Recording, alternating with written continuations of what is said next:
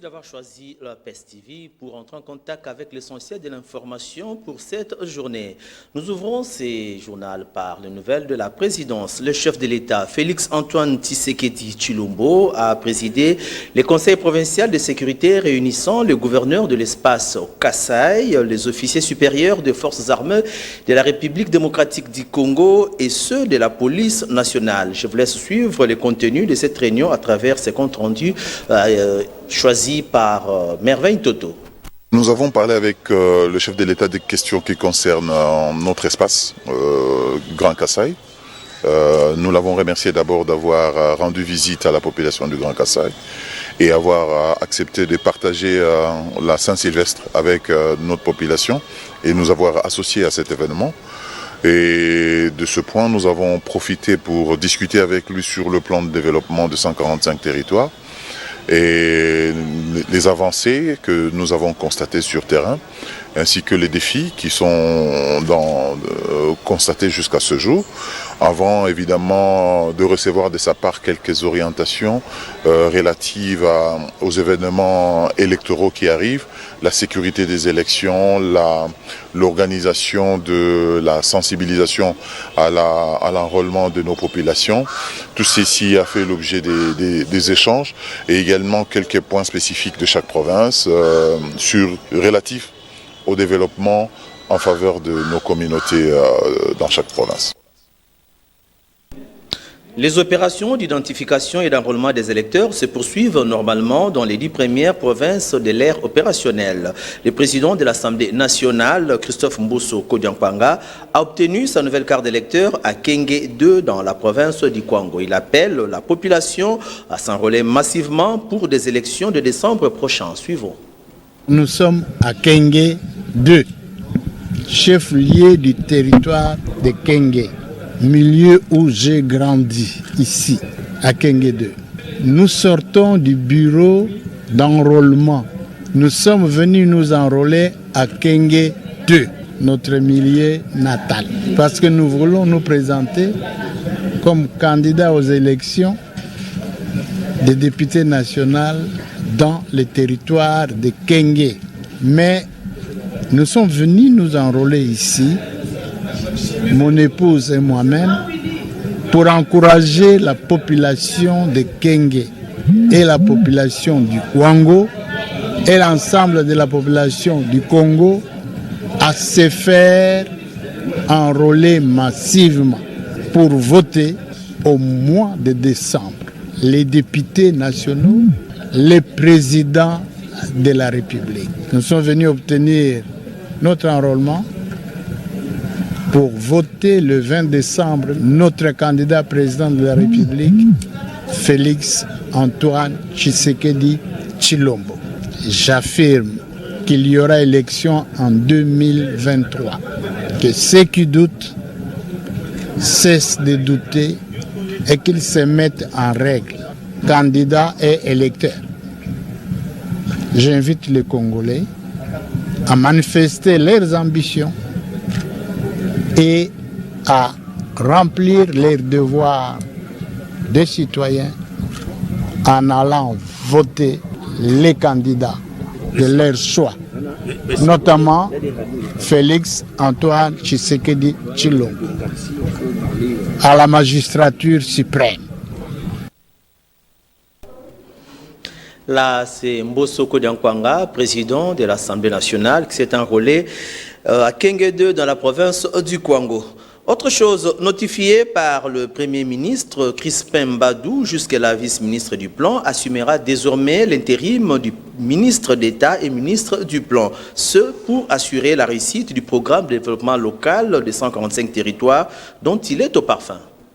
Crispin Mbadou Panzou, jusque-là vice-ministre du Plan, assume désormais les fonctions de ministre d'État et ministre du Plan à titre intérimaire, et ce, après avoir été notifié par le Premier ministre chef du gouvernement Jean-Michel Samaloukonde Kyenge. Dans la continuité des affaires de l'État, il a présidé mardi 3 janvier 2023 une réunion avec une délégation du PNUD conduite par Rokia Dieng, la représentante adjointe. Au menu des échanges, le rapport sur l'état d'avancement du processus de passation des marchés, dont la mise en œuvre du programme de développement local des 145 territoires par le PNUD. Le PNUD va exécuter le PDL 145 territoires dans 9 provinces de la République avec un total de 54 territoires, 286 centres de santé, 423 écoles et 54 bâtiments administratifs seront construits dans la première phase du programme.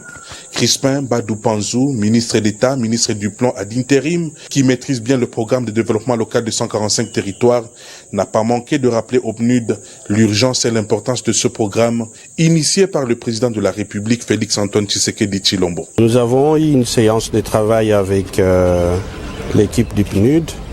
Comme vous le savez, le PNUD fait partie de 3 agences d'exécution. Le projet de 145 territoires, c'est un projet qui nous tient à cœur. C'est un programme phare qui concrétise la vision de son Excellence, Monsieur le Président de la République, chef de l'État. Donc là, le programme entre dans sa phase d'opérationnalisation.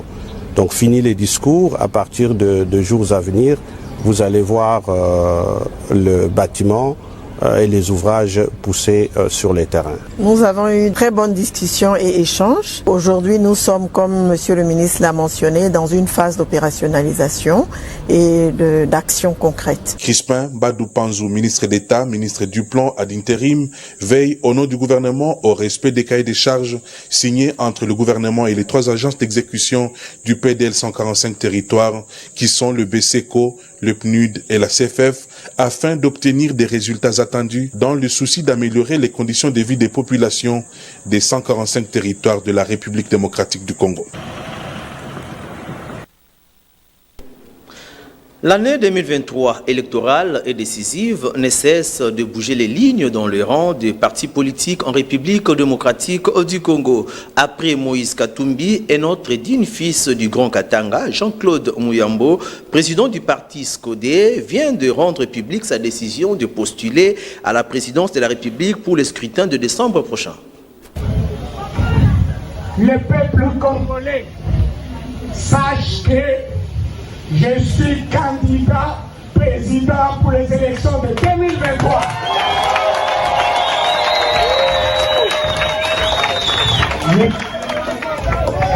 Nikonani.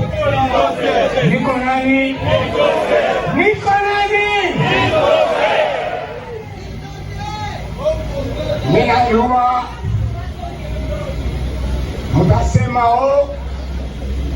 tulikuwa kwa Moïse. Sasa president nje niseme nitubole kifale na mie isumbulie lamwe tusumbulie kwenda kona Moïse nitenda kumona kake tutasumbulia et on va se mettre d'accord. Et nous allons diriger ce pays.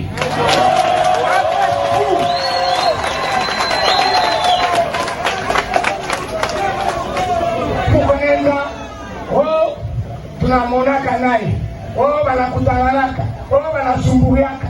Mina sumburiaka naye, mina nanaka naye, tulikuwa alikuwa na politique. La prison centrale de Mbandaka a bénéficié d'une messe d'action de grâce dite par l'archevêque métropolitain de Mbandaka-Bikoro, Ernest Ngbo-Kongombe, le jour du Nouvel An. Plusieurs personnalités ont rehaussé de leur présence dans cette Eucharistie. Les détails dans cet élément de notre correspondant Mbandaka, Odin et Congo, rendu par nos confrères.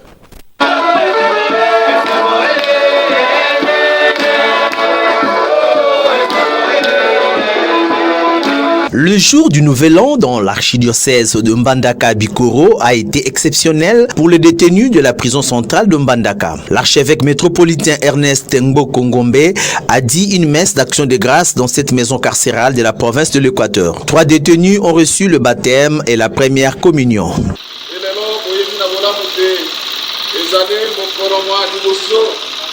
Le 1er janvier, Mwakoto Ibane, na Toko Ibane, na Misato. 1er janvier 2023. ezali bongo mokolo mwa sika oyo mobumu ye yango wana tokotondo nzambe motonde oyo mansoma ye asali okati ya mobumu ye mouti kosila. L'occasion faisant le larron, le prélat a procédé à l'inauguration et bénédiction de la chapelle devant servir de cadre à la communion des pensionnaires de la prison partageant la foi catholique. Plusieurs personnalités ayant répondu à cette célébration se sont succédées du haut de la tribune pour exprimer une adresse circonstanciée. Bibi Shindowa, une des dignes filles du coin et opératrice économique de la contrée, a pour la circonstance remis aux pensionnaires de la prison centrale de Mbandaka, estimé à 299 individus, un lot considérable de sacs de riz et de poulet.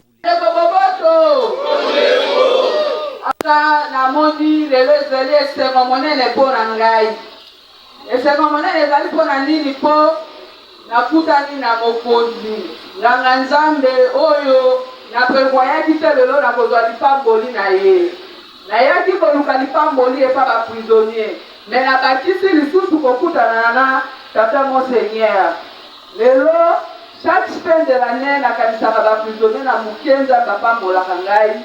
Na pesa ka bango to kabolaka na ba homme de vieillard na ba famille na kabolaka na moto nyonso na bosa na ba prisonnier te. Ceci dans le cadre de la compassion prêchée par l'archevêque métropolitain. La population de la ville de Bunia et des grandes agglomérations à travers les 5 territoires de l'Ituri ont passé les fêtes en toute quiétude et sécurité, comme voulu par l'administration militaire du lieutenant-général Luboya Kachama et inscrit dans le plan de défense.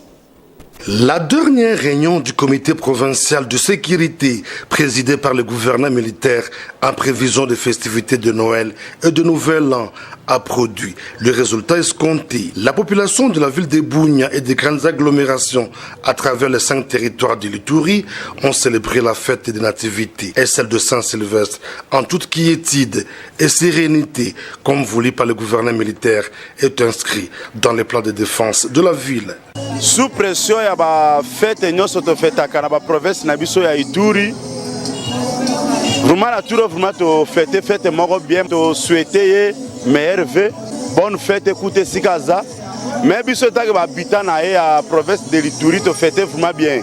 Et là, vous avez tatation, et là, vous avez Bon, mais sinon ça va. Cette année quand même ça va par rapport à l'année passée. Parce que les gens sont contents, ils se sont réjouis à cause de la fête. Il y a le calme dans la province. Quant à moi, je rends vraiment merci au gouverneur. Si les uns ont fêté dans le débit des boissons, les autres par contre sur le terrain et pour ville avec les activités sportives où la population a été juste émerveillée.